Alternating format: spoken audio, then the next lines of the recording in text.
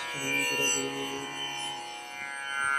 Nam Shrestam Namapi Satchigotram Adhrasharupam Rupam Tashagrajam Ruparum Madhurim Vaishnavatam Radha Kundam Girivaram Maho Radhikamadavatam Bhaktu Yasha Pratikta Kripaya Shri Gurum Janmataśmi Vancha Kalpatarubhyascha Kripa Sindhubhyo Vacha Patitanam Pavanebhyo Vaishnavebhyo Nikhila Shruti Mole Ratnamaladiti Virajita Padapankajanta Ajmukta Kulair Pasyamanam Paritasvam Harinam Samshayami Narapika Charim Chirat Kurunayavatirna Kalam Shumar Paitam Natasvalarasam Svabhakti Swami Hari Purata Sundara Bhuti Kadamba Sindhikita Sada Hridaye Kandareshvirato Vasachinandana Janalambita Vijjo Kanakavadato Sankirtanaika Pitaro Kamalaya Pakshi Vishwambaro Dhiyavaro Dhugadharmakalo Vande Jagat Priyakaro Karunavataru Ladini Shakti Sarupaya Gauranga Suridaya Cha Bhakta Shakti Pradhanaya Gadadhara Namaskute Te Krishna Karuna Sindhu Dinabandho Jagatpate Gopesha Gopika Kanta Radha Kanta Namaskute Radhe Vrindavanadishe Karunamrita Vahini Kripaya Nijapadabja Dashanmayam Pradiyatam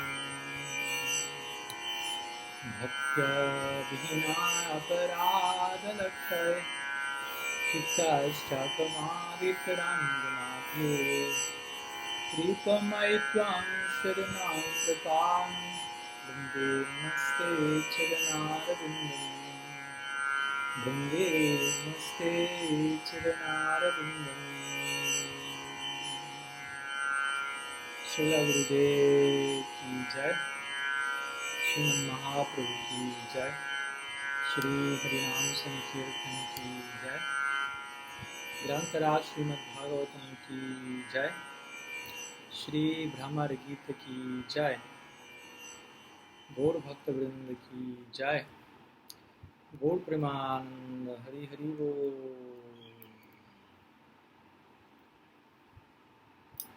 A pranam to all of you from Sri Jagannath Puri Dham.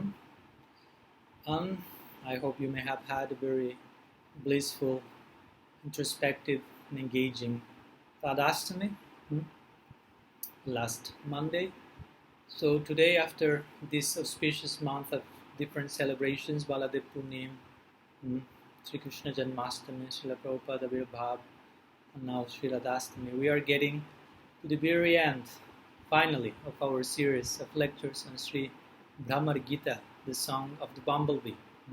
So today is our very last lecture, meeting number 22, where we will be sharing the 7th class of conclusion, the 7th afterthought, if you will, meeting after the Bhramara-gita officially. We have some introductory meetings and the Bhramara-gita, now 7 conclusive meetings. And today we will concentrate on Krishna's return to Vraja and his unfolding of the Lila. But as usual, first of all, we will begin by sharing some brief recap of what we were studying 2 weeks back.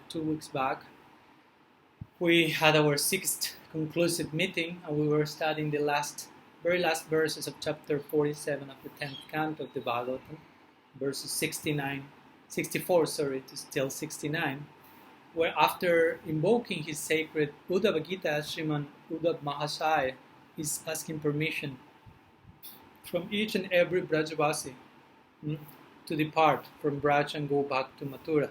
And in the context of that, he receives different messages from the Brajavasis for Krishna, like Sri Radha and Gopis and so on. And then Srinanda Maharaj, the king of the cowherd, of the Goshta, of the cowherd village, approaches Uddhava with other gopas, elder gopas, and with many gifts. Gifts for Uddhava in the form of Krishna's remnants of clothes and other things, and gifts for Krishna and Balaram and other inhabitants of Mathura, the Yadus. And in the context of approaching Uddhava with tearful eyes, Nanda, in the name of the whole Vraj, he starts to pray. He shares two very nice, interesting verses where he is crying, and apparently he is glorifying Krishna in Ashvarya mode, if you will, glorifying him as Bhagavan, saying things like, may we absorb our mind in him, while already, of course, he's engaged, fully absorbed in Shmaram 24/7, considering himself as a Bada Jiva, conditioned souls wandering in samsara, and praying, hopefully whenever I will be born, we may love Krishna. So all these apparently contradictory rasa-vasa-like statements actually come as a result of Vyabhichari Bhav, or transitory ecstasy of dainya, or humility, which takes someone, like is the very personification of paternal Vatsalya mode, to express in relation to Krishna with some tinge of dasya. But again, all in the context of Ananda going deeper into his own Vraja Bhav mode. So then, after this, Uddhava mounts his chariot and goes back to Mathura, which Sukadeva Goswami says to Parikshit was Krishna Palita, was protected by Krishna, and he needed Uddhava for that protection, because Krishna in Mathura is performing Nara Lila, not as Nara Lila as in Vraj, but Nara Lila nonetheless. So he requires help, he requires assistance, and Uddhava is his minister, one of the most crucial ones. So in that context, he needs Uddhava Bhag. But also Krishna Palita will mean not only Krishna needs protection, assistance from Uddhava, but he needs to be protected from himself, from the deep pain of separation he's experienced from the Vrajabhas at this point on the verge of death. He requires Uddhava to return and share and pour Vraja Lila Katha in his cup-like ears and make him alive again.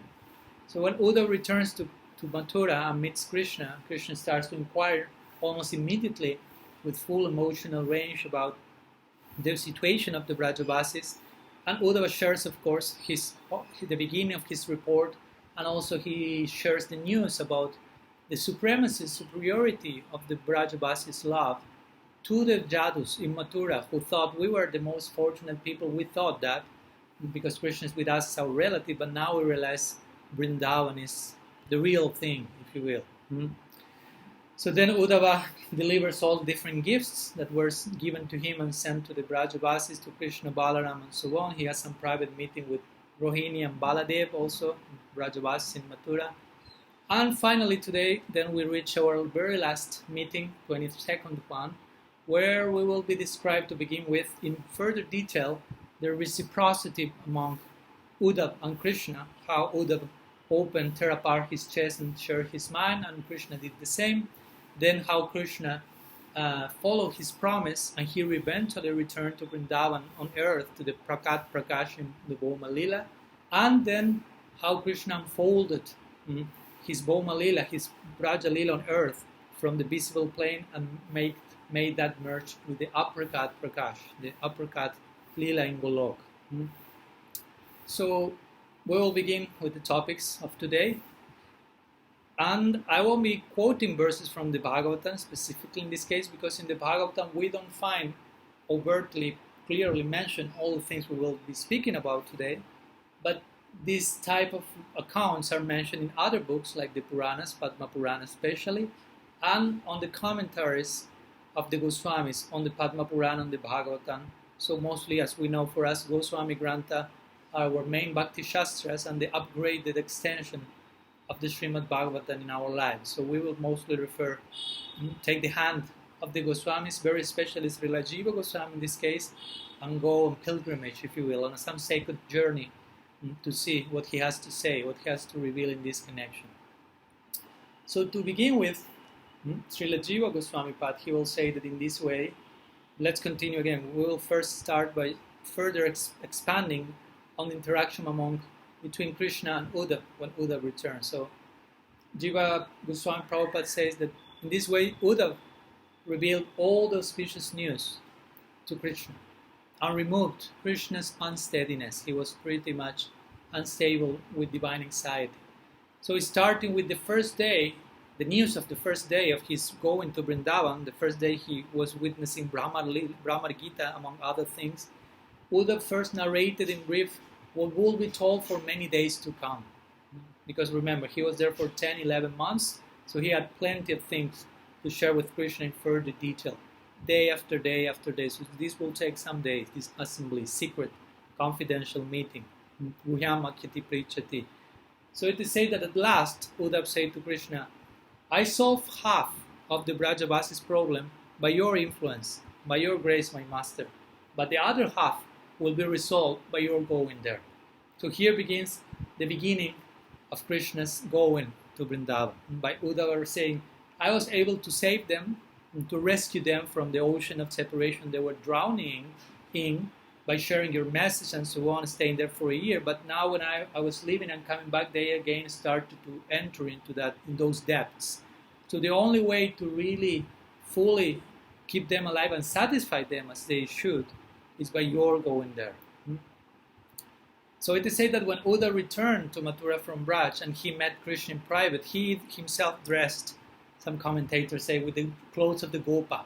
He entered, he was not a Brajavasi per se, but somehow he, after 1 year of Braja Bhakti Samskars, he was pretty much like sided with the Brajavasis, divine partiality.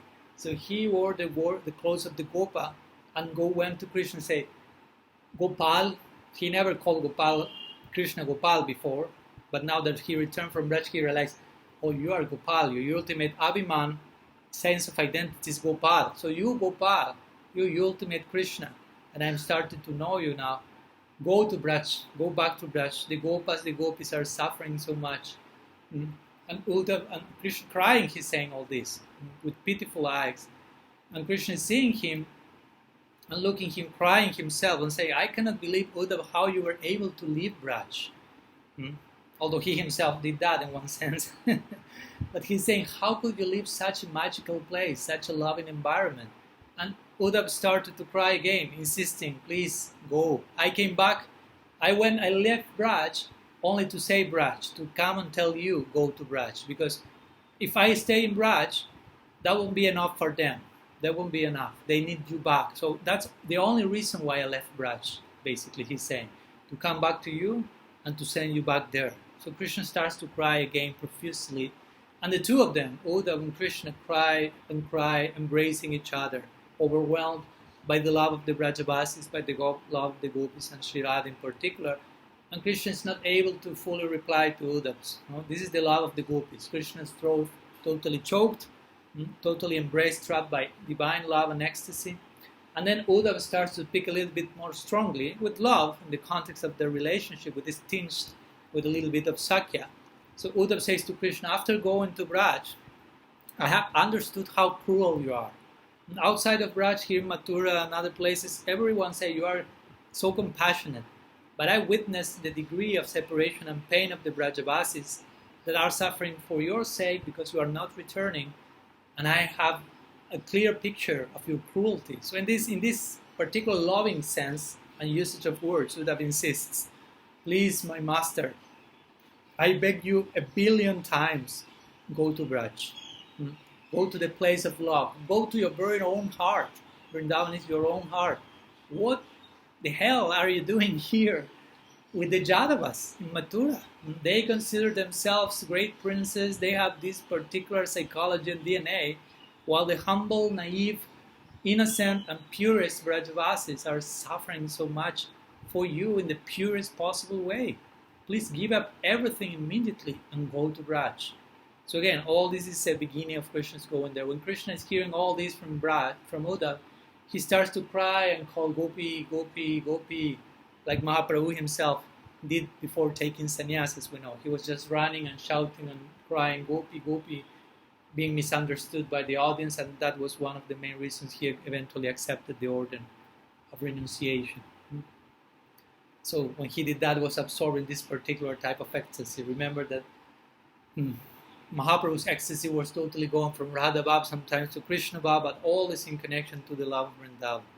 So after saying this, Krishna crying and crying, he collapsed in the ground. He fainted, absorbed in the Gopi Bhav and Sri Radha's love for him in separation. So when he, after some time, would have tried to revive him, bring him back, so Krishna returns to external consciousness, and he tells to Uddhava, I send you to Vraja as my messenger, as my Duta, and now you have become the Brajavasi's messenger. No? Now, Uddhava went to Brindal with a message for them, but now he returned to Mathura with a message for him. So at that point, Krishna very lovingly says to Uddhava, please, actually there is no difference between me and them in the context of the gopis. Look at deeply in my eyes and you will see them, and vice versa. And so at that moment, Uddhava looks deeply into Krishna's eyes, and Krishna gives Uddhava this vision where he can see the gopis present in him and him present in them. So in other words, one is the other one's heart, and they are eternally united in the uppercut Lila. But still something remains, as we know. But Uddhava was eventually pacified, and he also understood Krishna is going. Krishna is reciprocating with his devotees. Always. He's not failing in that. Although he himself considers himself a failure, a debtor, and he tries as much as he can to pay that debt in the form of Mahaprabhu, but he's doing the best in his avail. Love is a two-way street, so there is reciprocal dealings there. So Krishna is reciprocal. Some well-known story sometimes quoted is from a more Mahabharata-like context. When Yudhishthira Maharaj, after the battle of Kurukshetra, he's waiting for Krishna to have breakfast with him, but Krishna is not coming. So Yudhishthira Maharaj enters into anxiety, because the nature of love, if you are constantly in some form of anxiety about your beloved, or his delay, maybe something happened to him, what may have happened, what can I do, and so on. So Yudhishthira runs to Krishna's bedroom, and finds Krishna's absorbed in meditation for quite a while. So after, when Krishna returns to external consciousness from his meditation, Yudhishthira is asking him, who you were meditating on? Because you are the object of meditation for everyone, but you are meditating on someone. Who was that person? So Krishna said, remember, this is Mahabharata context. I was meditating in Bhishma, the grandsire Bhishma, who has not passed away yet, and he was on the bed of arrows, famous scenario, famous picture. So when Yudhishthira asked Krishna why you were meditating on Bhishma, and Krishna very naturally said, because Bhishma was meditating on me, and therefore I'm meditating on him. And that's my life, to reciprocate with the love of my devotee. That's who I am. That's the favorite side of me, if you will. Jehatamam prapadyanti tam stataiva bhajamyaham. As much as someone approaches me, I approach that person. As someone worships me, I worship that person, and so on. So if Krishna acted in such a way, in such a chaste, if you will, comprehensive way with Bhishma, what to speak of the Brajavasis, what to speak of the Vraja Gopis, and what to speak of Sri Radha in particular. How much he is willing to properly reciprocate, or try to do so in his best capacity. So in this way, while hearing from Uddhava about the condition, the situation of the Brajavasis in separation from him, it is said that Krishna at one point lost total control of his self, of his mind. Of course, we are speaking about God being of uncontrolled mind, but all this is in the context of Prem, please do not forget. Bhagavan, the Supreme Absolute, overwhelmed by his own higher Shakti.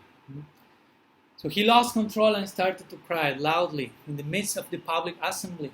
In the Jadus, the Mathura Basis did not have a clue what's going on here. We never saw Krishna like this.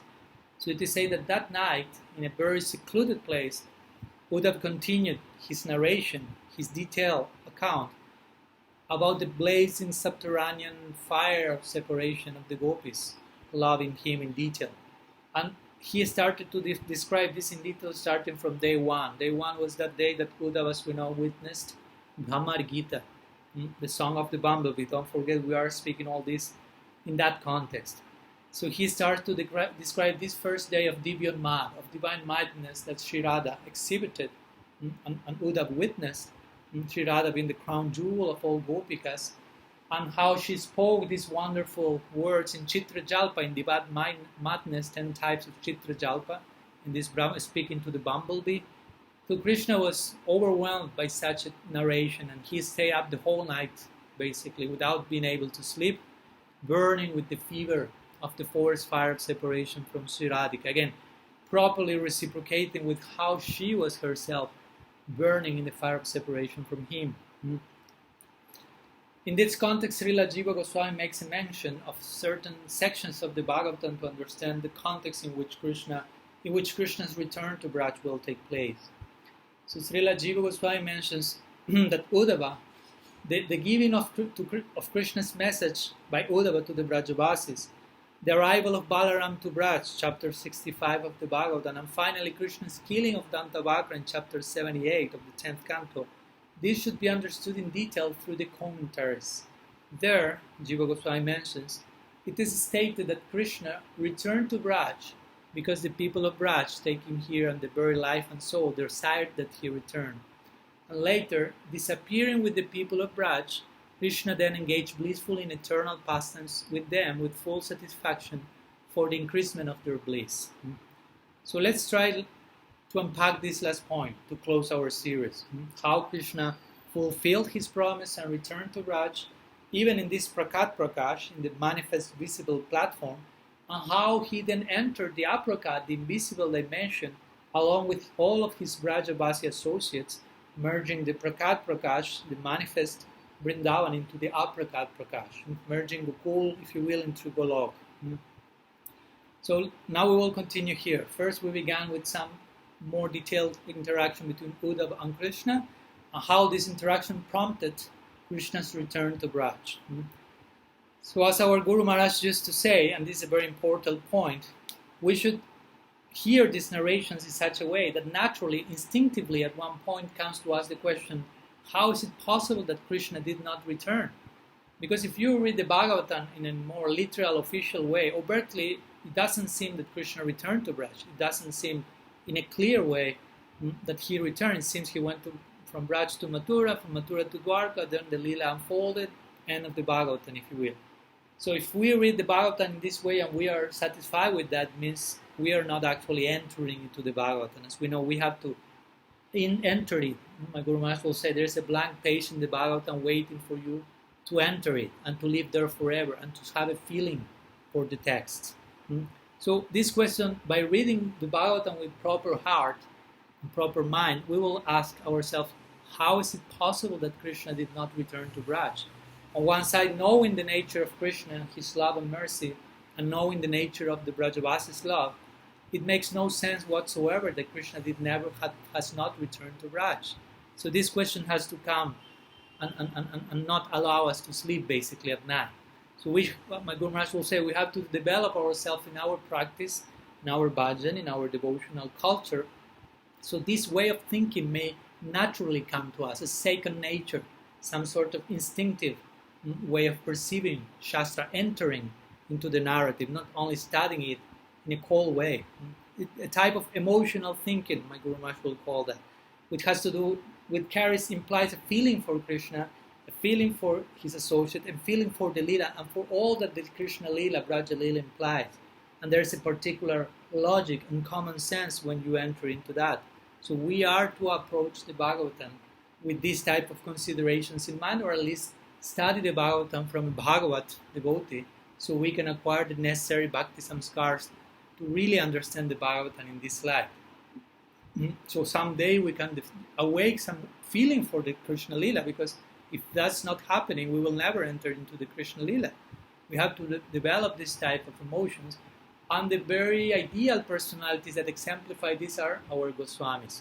That's why the Goswami Grantha are our Bhakti Shastras, even above the Bhagavatam in one sense, because they show what the Bhagavatam actually means through the lens of their emotion, their emotional thinking, as I'm saying, and unfolding, unpacking all implications of the Bhagavatam. They were not able to rest until they found how in the Bhagavatam Krishna actually returned to Braj. That's in the Bhagavatam. It's not overtly, clearly, but that's there. And the Goswamis, with their lens of their bhav, were expertly able to find the connecting verses, other passages from other scriptures, put all that in the proper context together so that everything makes proper sense for our Gaudiya sensibilities. So let's try to engage in that exercise now as part of our development of our adhikar. So let's go again to Jiva Goswami Prabhupada, to his Gopal Champu 229. There he mentions how Purnamasi explained, the guru of the whole Braj. She explains that Krishna departed for Mathura, from Braj to Mathura at the age of 11, as you may know. And he returned to Braj at the age of 44, after slaying Dantabhakra. This slaying of Dantabhakra is a crucial point here. So he was 33 years, if you will, outside of the Braj before returning. And Purnamasi then says, shortly thereafter, Krishna returned to his uppercut, Lila, with his associates, while in another form he resided in Dwarka for protecting the earth. Because as we know, he returned to Braj at 44, but we know that Krishna Lila lasted till Krishna was 125 years. So the remaining time he remained in Dwarka in a particular form, as we will see and describe next. So to begin with, there is a very important verse that our Goswamis quotes from the Bhagavatam, Canto 1, Chapter 11, verse 9, when Krishna, it is said that he was at this time in Dwarka already, so for this we have to skip some section. Now Krishna is in Dwarka, and he went to Mathura to kill Dantabhakra. All this before the Gita was spoken at Kurukshetra. There is one verse, this verse of the Bhagavatam, which is spoken by the inhabitants of Dwarka, who say, praying to Krishna, O lotus-eyed Lord, whenever you go away to Mathura, Vrindavan, or Hastinapur to meet your friends and relatives, every moment of your absence seems like 1,000,000 years. So very clearly the Dwarkavasis are speaking to Krishna in Dwarka, saying whenever you go away to Mathura, Vrindavan, or Hastinapura, which this clearly shows Krishna has gone there. And the Padma Puran, by receiving this hint from the Bhagavad, again the Bhagavatam is saying that for those who have the eye to see, the ears to hear, the heart to feel, and the Goswamis are those persons. So by finding this type of verses, the Goswamis then say, okay, let's find some further support, if it's not in the Bhagavatam, from other scripture, other Puranas, for make our case. So in the Padma Purana, in this case, which is a quite quoted Vaishnava Purana, Sattvic Purana, Padma Purana reveals that from Mathura, from Dwarka he went to Mathura to kill Dantabhakra, as we mentioned, and from there Krishna went to Vrindavan. So what does it say, what the Padma Purana says in this regard? It mentions that Krishna had been harboring a desire to go and see his friends and relatives in Braj, ever since Balaram had gone there. At this time Balaram already went to Vrindavan as a second messenger after Uddhava. But his mother, father, and other elders in Dwarka, Vasudeva, Devaki, and so on, had refused to give Krishna permission to go to Vrindavan. Balaram was given permission, but Krishna, that was too much to allow him. But now, after the killing of Salva, which was an asura that Krishna killed in Dwarka, Krishna heard from Narada that Dantabhakra, another very powerful demon, had gone to Mathura. So he had to go and kill him. That was part of his dharma. So no one, at this point he had the perfect reason to go to Mathura. No one could object to his going there immediately. So it is said that Krishna therefore was given permission to go from Dwarka to Mathura, and after killing Dantabhakra in Mathura, then of course from Mathura to Vrindavan, Vrindavan is in the Mathura Mandal district, so that's quite close in comparison to Dwarka.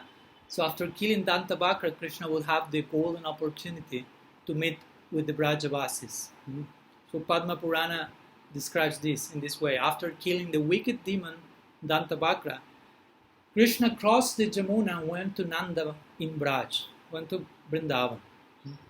After the journey to Kurukshetra, the point is, because here is in that Krishna crossed the Jamuna. Someone may ask why to cross the Jamuna. It is said that after the journey to Kurukshetra in the solar eclipse, the Vrajavasis, it is said that went to live on the other side of the Jamuna and lived far from the Vrindavan they were living before because of grief. So it is said because of this, it is said that after killing Dantabhakra, Krishna had to cross the Jamuna. Because usually, you don't have to cross the Jamuna if you go from Mathura to Vrindavan. So it is understood, therefore, that at that time, the Brajavasis were living on the northern shore of the Jamuna, on the other side. And again, the reason for that is since Krishna had left to Mathura and to Dwarka eventually, the Brajavasis were no longer able to tolerate the sight of that section of Vrindavan, which every single spot reminded them how Krishna abandoned that place. So they moved to the opposite shore. So this is some of the scriptural reference that shows how Krishna actually returned to Vrindavan. Now, let's share some detailed descriptions of what happened in Krishna return to Vrindavan. It is said that he returned and stayed there for 2 months. So lots of things to share. Mostly, we will share what Srila Jiva Goswami reveals in his Gopal Shampoo in this connection. So it is said that Krishna entered Vrindavan and played on this side of Vrindavan where the Brajavasis were, and he played his conch shell. He had a conch shell to announce, I'm back. My promise is here, I'm back. So it is said that when the Brajavasis hear Krishna's conch shell, they quickly ran to him, almost like jumping. There was not a running, it was like a jumping of joy. Their life were coming back to them. The Prananath, the Praneshwar was back. So Krishna offered respects to the ground. He fell to the ground of Vraja, offered pranam to the dust from Vrindavan, and the cows immediately reached him and began sniffing him with tears, constant tears in their eyes, and they began licking him as to taste his sweetness as a way of showing their affection. And it is said that Krishna immediately stood up and began rubbing the necks, as he used to do for so many years in Braj. So it is said that the cows offered their throats to Krishna. That was the offering themselves in the form of offering their throats to him, and began flowing with motherly milk for him, like another form of affection, doing Abhishek to Sri Hari. So all the things combined like the perfect scenario for welcoming him. And after that, many other animals, I'm giving some summary of this section, came after the cows, the peacocks, the deer, and all of them had their own unique type of loving interaction. Purnamasi came there again, like the guru of the whole Braj, representing the whole Karhat village, and different personalities started to arrive one after the other. And it is said that then Krishna were greeted and consoled his agreed parents, Nanda and Jashoda. So Nanda Baba and Jashoda Mai, they were drenching Krishna with tears of love, with breast milk, embracing him to the full heart's content over and over again. Krishna then started to offer obeisances to all the elder cowherd men, the elder gopas, receiving their blessings, and satisfying all the residents of Braj with different gifts he brought, different gifts of clothing, ornaments, jewels, many things that he brought from the Brajavasis. So Srila Jiva Goswami mentioned that Sri Krishna says to the Brajavasis here, with no enemies, everything has become auspicious. It is time to enter Braj. Balaram, thinking that I must return, has brought me here. I have kept him in Dwarka to satisfy the minds of the people who are exhausted from the killing of Salva and his extensive attacks. Bringing him here and pleasing him, I will have him enter Braj as well. This will please me. So this type of discourse is announcing the wrapping up of the whole Braja Lila. So Krishna again gave the Brajavasis different gifts. He gave oil, he gave clothing, he gave different ornaments, and also he gave Chintamani jewels to them, touchstones. So through these Chintamani jewels, it is said that Krishna filled Braj again with all the items that the people of Braj have given up in the grief of separation from him. All the decorations, their ornaments, all the opulence of Braj. As we remember, Vrindavan has even more Aishwarya than Vaikuntha itself. But this Aishwarya is buried under layers and layers of intimacy. So Krishna is, with these Chintamani gems, making all this Braj brilliant again, alive again. Actually, his very presence is the ultimate Chintamani gem for the Brajavasis. So he made Nanda Maharaj and others abundant with different treasures. And it is said that Krishna himself started to wear all the unlimited clothing and ornaments that the Brajavasis brought to him, all the Brajavasi-like ornaments. So it is said in this connection, Jiva Goswami describes how Krishna put his Kshatriya attires and identity aside. For example, he kept his chakra, his discus, and other Kshatriya items in his chariot. in the one he returned to Braj. He left the chariot at some distance, and all this Kshatriya stuff was hidden there. So he asked his mother for his flute, for his cowherd staff, for his peacock feather, his pitambara, yellow cloth. So he was Vraja Krishna again. So he started to wear all of them, and Jiva Goswami said, wearing them, holding them on, he developed a special beauty. He's especially beautiful as a Brajavasi. He's always all attractive, but he's especially attractive like this. And at this point, it is described that Daruka is the chariot driver of Krishna in Dwarka, who brought him in the chariot to Vrindavan, and also one of his main servants in Dwarka. Daruka, with eyes full of tears, he was astonished and became motionless like a picture, nistamba, paralysis. This would be some parallel experience to that of Uddhava, someone who is not a Brajavasi and suddenly he's having some glimpse of what's this Brajabhav and who is this Krishna in Brajabhav. So Daruka became totally stunned by witnessing Vraja Krishna. Then Krishna, when he was looking at all the Brajavasis, he realized all of the people of Braj remain with the same age, with the same form and nature as when I left Braj to kill Kamsa 33 years ago. Even though, again, more than three decades passed. So this was not surprising, Jiva Goswami mentioned, since Krishna was explanation. Well, Krishna's meditating on Braj continually. That's his permanent absorption. That's the state of consciousness that most define him in his inner chambers of the being. So since he's so absorbed in Vrindavan and he's the maintainer of all, as we know, how can lowly time affect Vrindavan, says Jiva Goswami?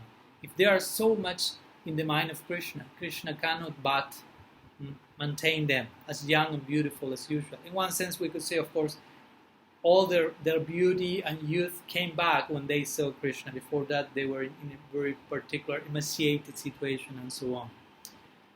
So then, it is described how all the people of Braj wanted to perform artik to Krishna there. But using jewel lamps that they produced by the Chintamani gems. Remember, all these gems can produce whatever you want, desired gems. But they did not have the opportunity. They were too much in ecstasy and the lamps were falling and their hands were trembling. So in group, it is said that they quickly performed some artik to Krishna, especially with the lamps, with their ears and the lamps of their heart. That was the ultimate artik. Sometimes in order, sometimes not. Jiva Goswami mentions it. In other words, speaking about the emotional content of the offering. So after, Gopal Shampu continues describing that after increasing everyone's happiness in Braj, taking everyone's permission, Krishna entered the inner chambers with all his friends to see his mother in a more private way, Sri Jashoda Maya. And Jashoda Maya, again, her heart was just overflowing with motherlyhood. So Krishna started to console Sri Jashoda Maya, all the other elderly gopis, all the other woman relatives, who were just maintaining their life, their pran flowing, their hearts, till Krishna's return. So Krishna, after properly consoling them, asked their permission. And he went with his friends to some nearby place and started to eat and praise all different sweet preparations made by Sri Yashoda. And Yashoda, by hearing that and seeing her Kaneya eating so nicely, she started to weep uncontrollably, and torrents of rivers of milk were flowing from her breasts. So after this, Krishna asked permission from Yashoda to went to his bedroom, preparing himself to have some resting. So he went to the nicely decorated bedroom with his intimate friends. And Yashoda, of course, as a good mother, she desired, as every single night she desires, may my Krishna have sound sleep, may he rest nicely, because he does so many things per day.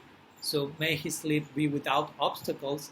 So she thought what to prepare, absorbed. No, she put him in her room, and she started to think, absorbed, what to prepare him for the next day, so he can eat and be strong enough to go to the forest and do so many things, his many exploits. So she started to gather all the items for the next day. That's her daily obsession when Krishna is in Vrindavan. When he goes to sleep, she starts, or immediately he cannot avoid thinking, what about tomorrow? What to cook? What to prepare? And so on. So Krishna went with his friends into the inner chamber and embraced him. And Krishna lay down on the bed. And Krishna started to ask them from the bed, which were the news in my absence in all these 33 years. A lot to tell. And then it is say how Krishna started to kiss each of his friends in Sakya Bhav, deep Sakya Bhav, touching heart to heart and thigh to thigh, and then he fell asleep in a full immersion of Sakya Rasa. So, basically, Jiva Goswami then narrates, concluding this section, that when Krishna relieved the earth of her burden, in other words, he killed all the necessary demons he had to kill, and he went to Braj after this, like he was doing now, all of the Brajavasis saw him, especially Radha. And now comes the turn for Sri Radha, which is a brief mention actually, because Jiva Goswami will get too emotional. But it is said that Sri Radha saw Krishna with unblinking eyes, full tears, shivering body, and she spent the night exhausted by the intense, being consumed by the darshan and the heartbeats in her heart. So in this way it is said that Krishna sported continuously with the Brajavasis, and especially with the Vraja Gopikas on the beautiful bank of the Kalindi, Jamuna, dressed as a cowherd boy, and he stayed there for 2 months. In full immerse in love, enjoying different pastimes of very joyful reciprocation. So again, this type of union or reunion is the type of union that corresponds with a certain particular type of separation. We already mentioned this in previous lectures. There are 4 types of separation in the context of Madhurya Bhava specifically, and 4 types of corresponding union. We won't enter into detail now. But we have the Purvarag, we have Man, we have Prem by Chitya, and we have Prabhas. Prabhas specifically means when Krishna is separated from the Brajavas. It's not a separation that is the falling in love, the anticipation of meeting officially the person. It's not separation while in union or feeling the impending separation. It's not separation out of man or jealous love, but it's separation due to physical distance. And inside this Prabhas exists some variety called Sudura Prabhas, which means separation by a long distance for a long time, which was this case of Krishna being outside of the Braj in Prakat Prakash for 33 years. So the corresponding type of sambhog or union with this Sudura Prabhas is called Sambridimam, sambhog, which is another way of saying fully comprehensive sambhog.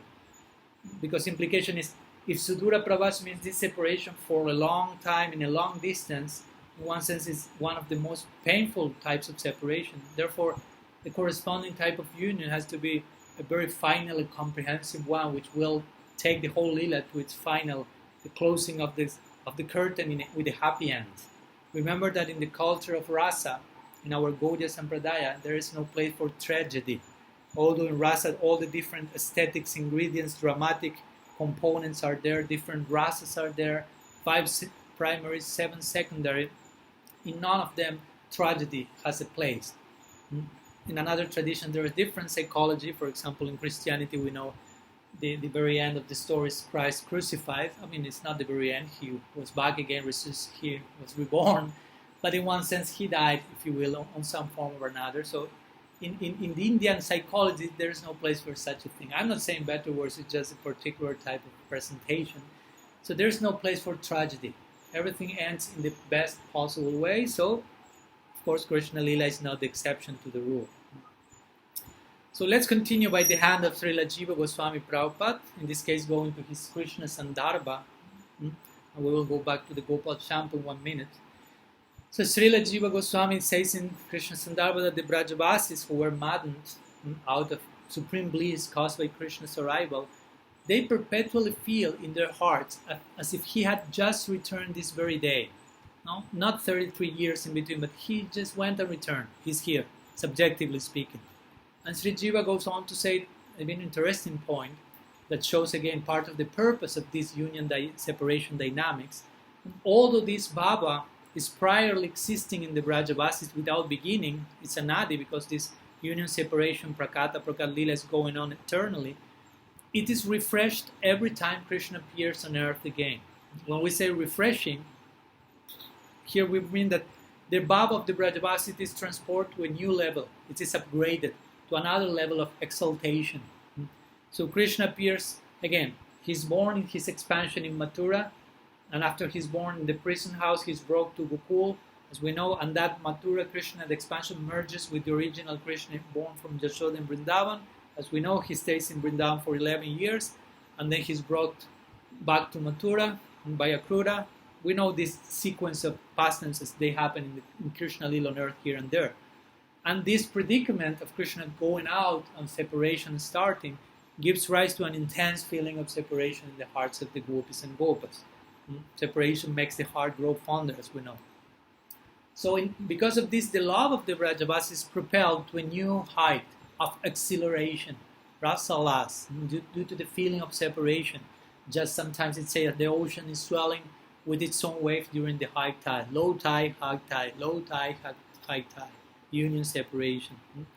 So thereafter, as we know, Krishna goes to Mathura, goes to Dwarka, he returns to Vraja, as we are seeing here, and eventually, as we will see, he will withdraw the Prakat Lila. And at that time, gopis and gopas will re-enter the Aprakat Lila, the invisible pastimes, with a heightened mood of love, increased by the separation experience on earth. And that heightened mood of love will in turn become their normal, stabilized bhava in the Aprakat Lila. And then, this is not the end, but when Krishna manifests his Prakat Lila again, somewhere in some planet Earth, in some universe, those gopis and gopas will again descend there and continue to be established in that same enhanced level of bhava. Be born, Krishna living Braj, by separation, their bhava rising, again the meeting, and their bhava becoming further upgraded. So when separation is created again, the love present in the gopis and gopas reaches still higher peak. As Mahaprabhu says in Sikshastakam, Pratipodam Purnam Brita Shradanam. In other words, at each and every step, the experience of love is reaching in new heights. The totality of nectar is experienced, which totality means it's never enough. So with this higher manifestation of love upgraded, maximized, they again will re-enter the Prakat Lila, and that newly intensified love will become their normal mood there. And again, ad infinitum, we'll go back, prakat, aprakat, union, separation. So in this way, Krishna perpetually renders new the Vrajavasis' love for him, upgrading the experience of Bhakti Rasa for them, and himself upgrading the experience of Bhakti Rasa for himself, because he only lives to reciprocate whatever the Vrajavasis are feeling, whatever his devotees are feeling. So, after sharing some ideas about Krishna's stay in Mathura for 2 months, let's go now to the last part of our meeting, which is Krishna's withdrawal of the Vraja Lila. And again, we go back for this to the Gopal shampoo again. So it is described that after sporting very nicely and visibly for 2 months in Vrindavan with the Vrajavasis, Sri Krishna noticed that the Vrajavasis, the residents of Vraj, were in anxiety. What's the reason for their anxiety? They were feeling the pain of again being separated from him. They start to wonder, maybe after some time he will leave us again. So Krishna, intending that such a thing may never happen again, they may delete this idea in their minds. He merged the Prakat Lila with the Aprakat Lila. The Prakat Lila with the uninterrupted flow of the Aprakat Lila. We already explained about this in previous classes, how this Aprakat Lila invisible dimension is there, when there is permanent union, and only in the Prakat Prakash, in the manifest window on earth, sometimes there is separation. But now one window is merged with the other and turning invisible on this plane. So in this way it is mentioned that Krishna transferred all his devotees from Braj to his eternal and manifest Lila in Golok.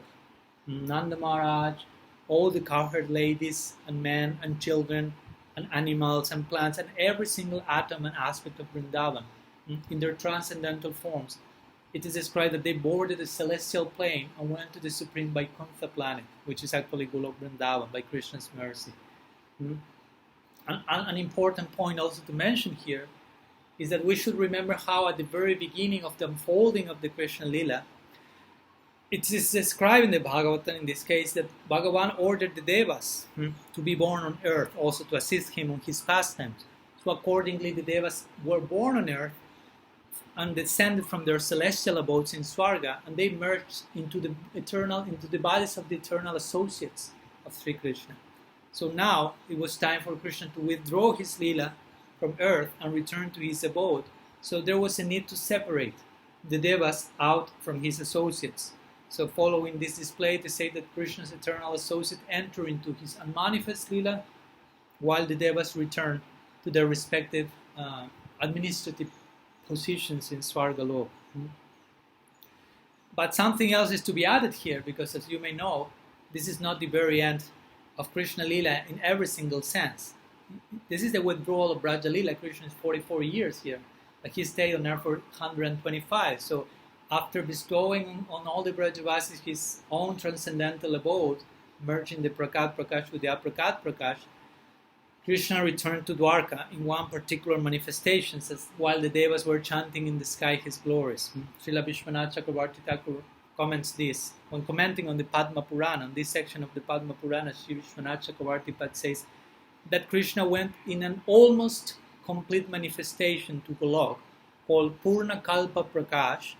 In another, even more complete manifestation, Purna Dhamma Prakash, he remained in Bhoma Vrindavan, perpetually enjoying there, but invisible to mundane eyes. So here's an important, interesting point. He's saying, to Golok was an almost complete form, but the most complete form remained on earth, but invisible and manifest. In other words, a very special emphasis on Gokul, even on top of Golok, on the earthly Vrindavan on top of the celestial Vrindavan, if you will. So he remained in Vrindavan, but unmanifest, in a most complete form. And even in another form, less complete, but still complete, Purna Prakash, he mounted his chariot and returned to Dwarka. Remember, Rupa Goswami mentioned this idea. In Dwarka, Krishna is Purna, complete. In Mathura, he is Purnatara, more complete. And Vrindavan is Purnatma, or the most complete. And we see here even there is some difference among Vrindavan in terms of Gokul and Golok, different levels of completeness on the foundation of completeness. Srila Jiva Goswami mentioned that the Bhagavatam, since the Bhagavatam is not describing how the Vraja Lila ended, there's not clear and explicit description of that, then the account given in Padma Purana, which we have already shared, should be accepted by all as true. So considering this, it's Srila Sanatana Goswami, in his commentary to the 10th canto of the Bhagavatam, the Brihad Vaishnava Toshani, considering how things happened, he will share the following sequential list of pastimes for the Bhagavatam description to fit all this. We will see that some of the pastimes that is depicted in the Bhagavatam are not following the exact sequence to make this withdrawal of Vraja Lila perfectly fit. So Sanatana Goswami rearranges them. So first, Sanatana Goswami says, first was the journey to Kurukshetra on the occasion of the solar eclipse. As we know, Vrajavasis met Krishna there. Then we had the Rajasuya assembly, Rajasuya Jagna. Then we had the gambling match with the Yudhishthira and the dice, playing dice, and the attempting of disrobe Draupadi. Then the Pandavas were exiled to the forest. Then we had the killing of Salva and then of Dantavakra in Mathura. Then we have Krishna's visit to Vrindavan, as we have just seen. And then we have his winding up, his withdrawal of the Vrindavan pastimes. So again, this is not exactly the same order as it appears in the Bhagavatam, but our Acharya had mentioned that due to divine emotion, sometimes Sukadeva Goswami himself presented some of the narrative upside down, if you will. But even though it sounds like a mistake, it is actually an ornament. So in this way, it is described in Padma Purana how all the residents of Vraj, including cows, birds, animals, all its inhabitants ascended to Aprakat Vrindavan on a gigantic airship in some form of Biman or whatever is there. At which time Krishna left for Dwarka in this particular manifestation, although he was joining them in the Aprakat Prakash as well. And again, it may be complex to understand and accommodate all this with our head, all these different possibilities, simultaneous manifestation. But that's there. The word impossible is in the dictionaries full, as Napoleon used to say. What to speak of Vraj, but all things are possible. That's the very definition of Vraj. So what is implied here, it's an important point also, is that Krishna's Prakat Lila, Krishna's Lila on earth in Vraj, became one with the Aprakat Vraja Lila, while on earth it disappeared, it remained invisible basically, although it was still there in an invisible plane. And Krishna's Dwarka Prakat Lila on earth continued when he returned from Vrindavan to Dwarka in his particular form until the destruction of the Yadu dynasty in the Mausala Lila, when Krishna leaves this world in this Dwarkadish form. And the Mathura Prakat Lila, the Prakat Lila on earth in Mathura, came to an end when Krishna carried everyone to Dwarka. And the first time when Krishna went to Dwarka, all inhabitants of Mathura, all the Mathura Vasis became Dwarka Vasis. This is mentioned in the 10th canto, chapter 50, 57th verse. So at that point, when the Dwarka Lila started on earth, the Mathura Lila came to an end. And Jiva Goswami in this connection makes a very interesting point in the context of how Krishna turns manifest or unmanifest, and it's not so much that it's going to one place from one place to another. So he mentioned that the residents of Vrindavan who belong to the Prakat Lila, in their Nara Lila, in their human-like subjectivity, they are under the impression that Krishna has gone to Mathura. Oh, Krishna left us and went to Mathura when he did that. And the residents of Mathura in the Prakat Lila, all this in Prakat Lila, will think, oh, Krishna has just arrived from Vrindavan. So he's now with us, he's no longer there. But actually, Jiva Goswami mentions in reality what's going on is that the Krishna in Vrindavan becomes unmanifest in the Prakat Lila, and the Krishna in Mathura becomes manifest there. It's not that he's going from one place to another. There is a Krishna in Vrindavan, a Krishna in Mathura, and a Krishna in Dwarka, just turning himself manifest or unmanifest according to the necessity of the flow of the Lila. So consequently, in this sense, we could say Krishna is not going to Mathura after an 11-year stay in Vrindavan, or he's not going from Mathura to Dwarka. Actually, what's going on is one Prakat Lila, in this case Vrindavan Prakat Lila, becomes a manifest, another Prakat Lila like Mathura Lila becomes manifest, and when Krishna goes from Mathura to Dwarka, Mathura Prakat Lila becomes unmanifest and Dwarka Prakat Lila becomes manifest. You follow? So by sometimes manifesting and sometimes unmanifesting his own abodes and form, Krishna seems to move from one place to another, while actually he's present in all of them simultaneously, just turning himself manifest or unmanifest. Remember, we have Vrindavan, Mathura, and Dwarka in eternity in Golok. Golok Mathura, Golok Dwarka, Golok Vrindavan. So he's in all those places simultaneously in the Golok and in Gokul, on earth. To follow a little bit more the Nara Lila dynamics, he seems to disappear from one place while being in the other, but actually he's turning unmanifest and turning manifest is another. While in Golok, he's simultaneously present in all of them. So, we have reached our conclusion of our last class of the Bhramara-gita. We have reached the very end of this cycle of 22 meetings, which, again, in connection with, we know this Bhramara-gita is one of many other songs that the gopis present in the 10th canto, especially like the Venu-gita, Pranaya-gita, Gopi-gita, Jugal-gita, Viraha-gita, and Bhramara-gita. These are 6 main Gopi-gitas, songs by the gopis from the 10th canto, which all of them are sung by the gopis in all the different moods of separation according to the unfolding of their relationship with Krishna. And of course, for us as sadhakas, as aspirants to the raga marg, they are very crucial, very important to nourish our own separation, the corresponding separation we need to enter in to achieve the next level of a great upgraded union and upgraded separation with Sri Hari, with our Istadev.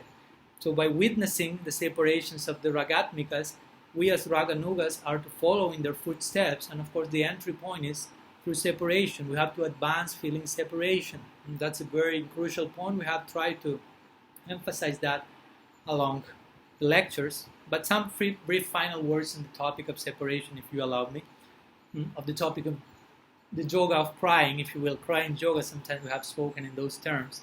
So we may cry. The more we cry, God cries. We cry, God also cries. We know what's crying, He knows what's crying. And the more we have Nara Lila, the more God cries, and the more we can approximate Him through the bridge of separation. We already shared the famous example of Ramachandra, which is some form of Nara Lila on some level, and he cries so much in separation from Sita when he's banished to the forest. But we find that Nara Lila and that crying even more in the figure of Krishna, especially Vraja Krishna, all of which have been uniquely presented, as we have said in the pages of the Bhagavatam, in the books of the Goswamis, which ultimately are describing this love of the gopis and Sri Radha as the highest objective goal to attain experience, especially in separation. All these main Gitas of the Bhagavatam sung by the gopis, all of them are in separation. The Bhagavatam is emphasizing the Bhoma Lila, and the Bhoma Lila is emphasizing the gate of separation to reach eventual union in the Nitya Lila. And of course, all these sections of the Bhagavatam which converge into this song of Sri Radha, into this song of the gopis, Mahaprabhu himself, Krishna himself, in the mood of Radha, Sri Gaura Sundar, he relished all this in the context of his own embrace as Mahaprabhu, his own embrace of the Bhagavatam. Mahaprabhu's particular unique embrace to the Bhagavatam, the result of that embrace, I like to say, we know it as Gaudiya Vedanta, Gaudiya Sampradaya, Gaudiya Vaishnavism is how Mahaprabhu embraced the Bhagavatam, how he addressed the Bhagavatam, and how the Goswamis explain that embrace to us through their writings. That's what we call Gaudiya Vedanta. And in the midst of such a glorious experience, such a glorious reality, here we are, us, ourselves, blessed by such a descent from the parampara and trying to take advantage of such Harikatha, sometimes called Sobhagya Katha. Sobhagya means something that bestows great fortune. So Sobhagya Katha, very blessed and fortunate Harikatha. We are the blessed, we are the fortunate by entering in touch with this parallel current of divine love that is descending in this world. Especially we could say here to finish our Bhramara-gita, whose main character is Sri Radha Thakurani, and she is the very last converging point of the whole Bhagavatam. So Bhagya Katha, the highest form of Harikatha, appears, descends in this world by the grace of Sri Radha Thakurani. Especially we could say through this Bhramara-gita, which is the high point of the Bhagavatam, when she herself is singing in topmost madness. And she's the very root cause of high Harikatha. She's the best speaker, possible speaker of Krishna Katha. So in a similar way, when Sri Radha is relishing the sweetness of Krishna Prem over and over again, and she becomes very compassionate in the context of that experience, and she would like to share that with others, all this appears in the form of Krishna Katha in this world. Krishna Katha is Radha's compassion extending to us and fortunate souls now. No? And not only it appears in the form of Krishna Katha, it appears in the figure of Sriman Mahaprabhu, who is Krishna himself in the mood of Radha, trying to taste what hair is about, and that overflowing ends in the compassionate dispensation of Gaur Lila. And this is what Srimad Bhagavatam is about. All the Bhagavatam converges at the feet of Sri Radha and puts us eventually at the feet of Gaur Lila, and then we have Chaitanya Bhagavat, Chaitanya Charitamrita. So this is how it works. The whole Bhagavatam is about the madness of Radha, who is mostly personified, explained, described in this Bhramara-gita. There is a very nice example, a play of words that sometimes have been said in connection to the name Srimad Bhagavatam. Srimad Bhagavatam. Bhagavatam means in connection to Bhagavan, to Krishna. And Srimad, although we can translate it as beautiful or powerful, also we could separate two words there. Sri Mad. Sri means Mada means madness, and Sri means Sri Radha. So Sri Mad means the madness of Sri, the madness of Sri Radha in connection to Bhagavan. So that's what the Srimad Bhagavatam is about.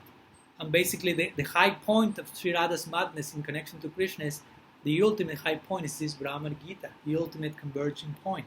So in that divine high point of madness, she's sharing a type of Harikatha that is blessing our lives in this present moment. So sometimes the analogy is given of one lady who is married to a multi-billionaire personality, man. So one day this lady has some type of madness in her brain, some short circuit, if you will, and she takes all the jewels and money, millions of dollars or whatever she has stocked there, and goes to the rooftop of her mansion and starts to throw that in madness to the street. And the passers-by, the people walking down, many of them are beggars, poor people who never in their life may ever dream about entering in touch with such wealth, but they receive that by the madness of this lady. That's the only reason why they are able to receive that. So you can imagine which is the parallel here. We are the beggars, we are the totally undeserved personalities who did nothing to enter in touch with such exalted topics, and the crazy lady throwing the jewels out of the rooftop is Sri Radha, in Sri Mad, in divine madness, in deviant mad, being totally crazy, and throwing these jewels of love, jewels in the form of Harikatha, and we are receiving those jewels in the form of getting the chance of Shravan, Kirtan, Smaran.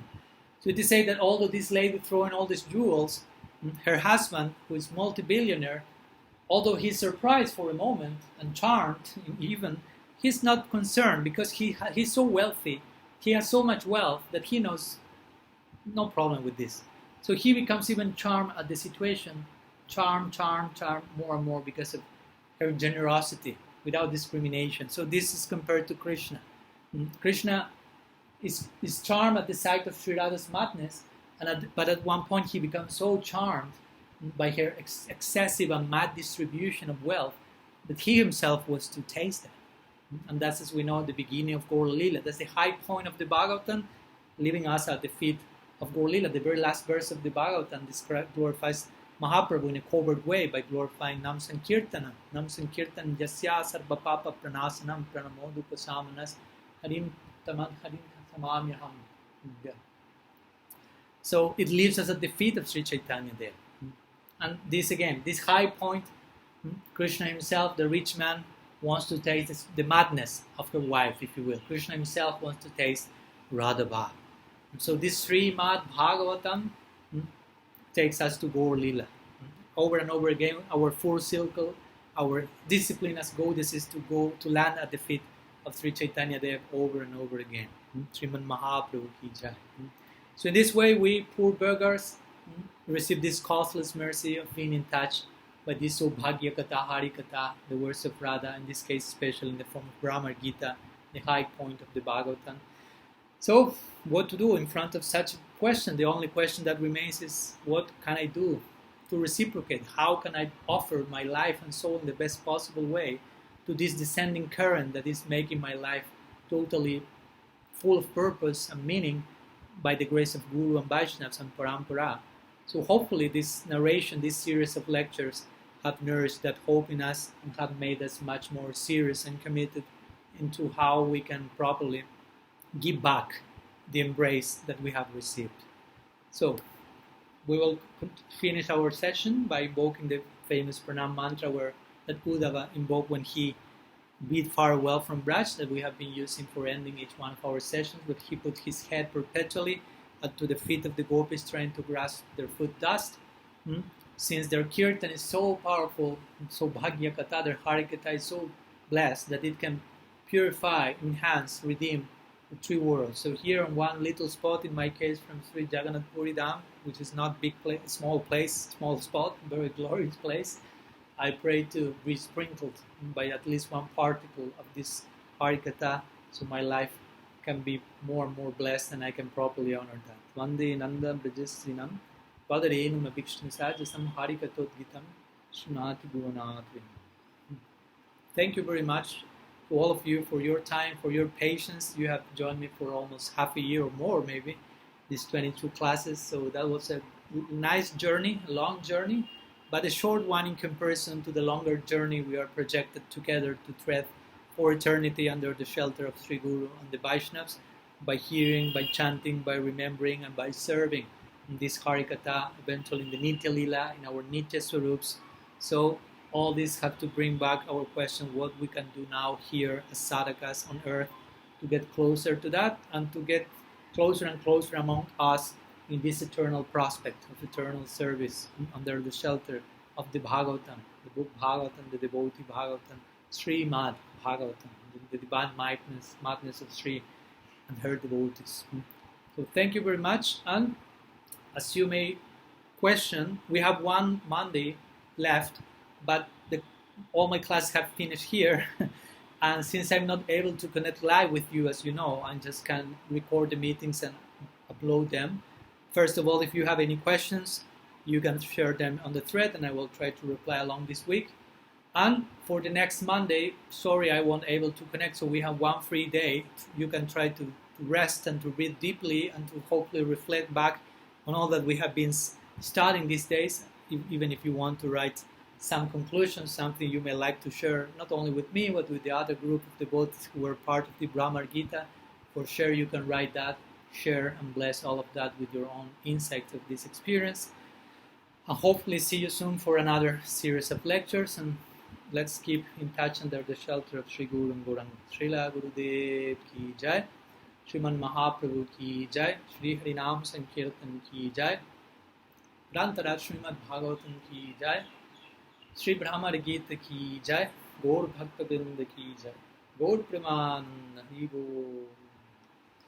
Vancha kalpatarubhyascha kripa sindhubhyeva cha patitanam pavanebhyo vaishnavebhyo namo Ananta Koti Vaishnava Vrinda ki jai, Gaur Haribo.